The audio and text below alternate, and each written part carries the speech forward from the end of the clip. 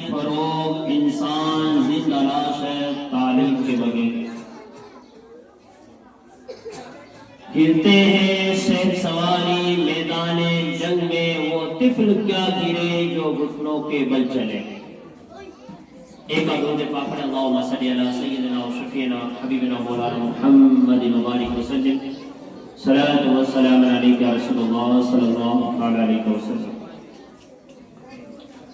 جیسا کہ پیارے بچوں آپ کو معلوم ہے کہ ہر ایک وقت کے لیے ہر ایک کام کے لیے ایک آخری وقت آتا ہے.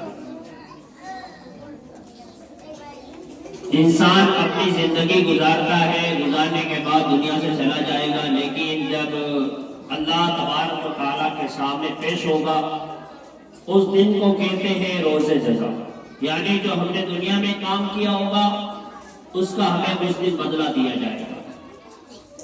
یہ آخرت کے اعتبار سے, دین کے اعتبار سے ہے.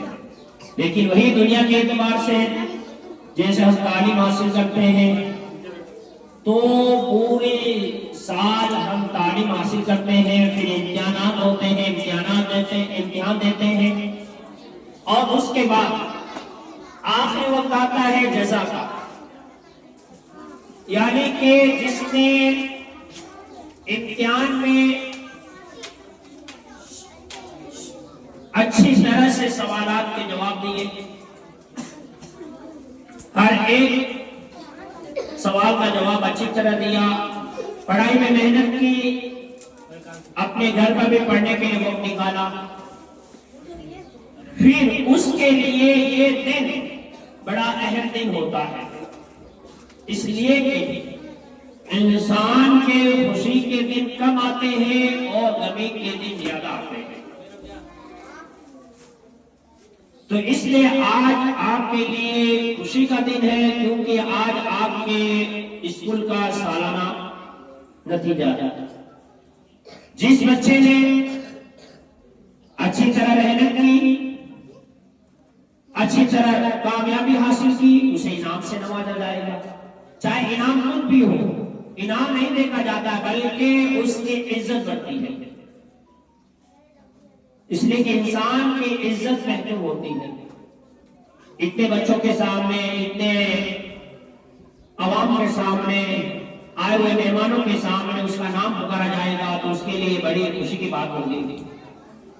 اس لیے ہمارے لیے ضروری اگر ہم اس مرتبہ اپنی کلاس میں اول دوم پوزیشن حاصل نہ کر سکے, فرسٹ سیکنڈ تھرڈ ڈویژن حاصل نہ کر سکے, تو پھر ہمیں چاہیے کہ ہم آئندہ سال یہاں سے عزم لے کے جائیں, یہاں سے ارادہ لے کے جائیں کہ اگر آئندہ سال اللہ تبارک و تعالیٰ نے زندگی بخشی تو انشاءاللہ تعالیٰ ہم آئندہ محنت کر کے اپنے باپ کا, اپنے گھر والوں کا, اپنے رشتہ داروں کا نام روشن کریں گے. اور یہ کب ہوگا؟ باہر کھیلنے کودنے سے نہیں ہوگا. یہ ایسے نہیں ہے کہ ہم کبھی اسکول آئے کبھی نہ آئے, وقت پر نہ پہنچے اور وقت پر حاضری نہ دیں, جب چاہے تب گھر چلے جائیں, ایسا نہیں ہوگا. اس کے لیے ضروری ہے کہ ہم ہر دن اسکول میں حاضر رہیں, کیونکہ جب حاضر رہیں گے جو ہماری کلاس میں جو سبق پڑھایا جائے گا, جو لیسن پڑھایا جائے گا, اس کا ہمیں کیا ہے یاد ہوگا, اور جب یاد ہوگا تبھی ہم آگے کامیابی حاصل کر سکتے ہیں. اس کے لیے آپ کے لیے ضروری ہے کہ اگر آپ احساس کمتری کا شکار نہ ہو, یہ نہ سوچیں کہ بلا کو زیادہ محنتی ہے, وہ اس کا دماغ تیز ہے اس لیے وہ 1-2 نمبر آ جاتا ہے, بلکہ اس کے لیے یہ بھی ضروری ہے کہ اگر ہم محنت کریں تو آج ہمارا بھائی 1-2 نمبر آیا ہے, کل ہم آئیں گے. اس کے لیے ضروری محنت ہے. اگر ہم محنت کریں گے تو کامیابی ہمارے قدم چومے گی, کیونکہ من جد وجد, جو کوشش کرتا ہے وہی کامیاب ہوتا ہے. اللہ تبارک تعالیٰ دماغ سب کو دیا ہے, لیکن یوز کرنے کا طریقہ انسان خود استعمال کرتا ہے. کہ دماغ کو کس طرح استعمال کرنا انسان کو خود کو ضروری ہے. ہم اپنے دماغ کو یوز نہیں کرتے, پھر کہتے ہیں کہ ہم کمزور ہیں, ہمارا دماغ نہیں چلتا ہے, ہم امتحان میں سوالوں کے جواب نہیں لکھ پاتے. اس کے لیے ضروری ہے کہ محنت بھی کریں. اس لیے کہ جب محنت بندہ کرے گا تو کامیابی اس کے قدم چومتی نظر آئے گی. اس لیے آپ وجہ سے گزارش ہے کہ آپ اگر اس مرتبہ آپ نے محنت نہیں کی تو یہاں سے ارادہ لے کر جائیں کہ انشاءاللہ تعالی جو آئندہ سال جو ہمارا اسکول کا سیشن شروع ہوگا، اسکول شروع ہوگی، اس وقت ہم محنت کر کے انشاءاللہ تعالی کامیابی حاصل کریں گے۔ انشاءاللہ تعالی ہم اپنے ماں باپ کا، اپنے پیرنٹس کا، اپنے رشتہ داروں کا نام روشن کریں گے۔ اس لیے آپ وجہ سے گزارش ہے کہ آپ شانتی کا ماحول بنائے رکھیں، پڑھائی کے وقت پڑھائی بھی کریں، کھیلے وقت کھیلے بھی، اس لیے کہ ہر وقت پڑھائی کرنا یہ بھی انسان کے دماغ کو پاگل کر دیتا ہے، اور ہر وقت کھیلتے رہنا انسان کے دماغ کو کمزور کرتا ہے۔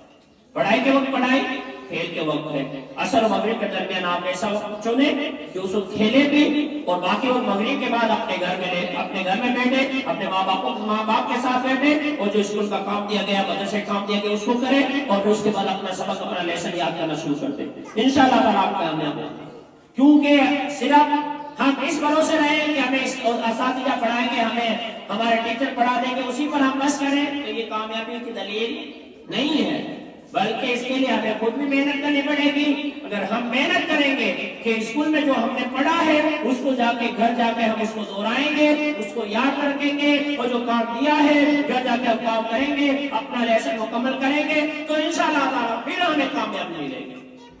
صرف دعا کرنے سے نہیں ہوتا، کہتے ہیں نا کہ دعا کرو، ماں باپ سے کہتے ہیں کہ دعا کرو تو 1-2 نمبر آ جاؤ، 1-2 نمبر آ جائے، ایسے دعا کرنے سے ضروری نہیں، دعا کے ساتھ اپنی محنت بھی ضروری ہے۔ ایک جگہ دعا بھی کام کریں گے اور دوسرے جگہ محنت بھی کام کریں گے۔ جب محنت کریں گے تب دعا کا اثر ہوگا۔ جیسے کہ مثال کے طور پر اگر کوئی کھیت بوئے، ایک ایسا کسان جو محنت کرتا ہے، اور دوسرا ایسا کہ کھیت بو کے آپ کے گھر بیٹھ کے دعا کرتا ہے، تو اب ذرا آپ بتاؤ کہ کس کے کھیت میں فصل زیادہ ہوگی؟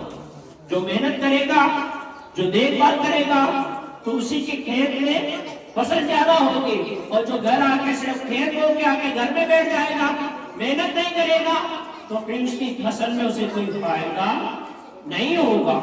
ہاں اگر محنت کرے اور دعا بھی کرے تو اللہ تبارک تعالیٰ اسے محنت کا اسے اجر دے گا۔ اس لیے ہمارے لیے ضرور کوئی بھی کام ہو، چاہے دنیا کا ہو، چاہے دین کا ہو، چاہے کسی بھی لیول کا کام ہو، اس کے لیے محنت ضروری ہے۔ اس لیے آپ وجہ سے میری گزارش ہے، آپ میرے بچوں سے، پیارے بچوں سے گزارش ہے کہ آپ اپنی اس زندگی کو فالتو کاموں میں نہ گزاریں، بلکہ پڑھائی کے وقت پڑھائی کریں، کھیل کے وقت کھیلیں، ہر ایک وقت کو اپنا متعین کر لیں۔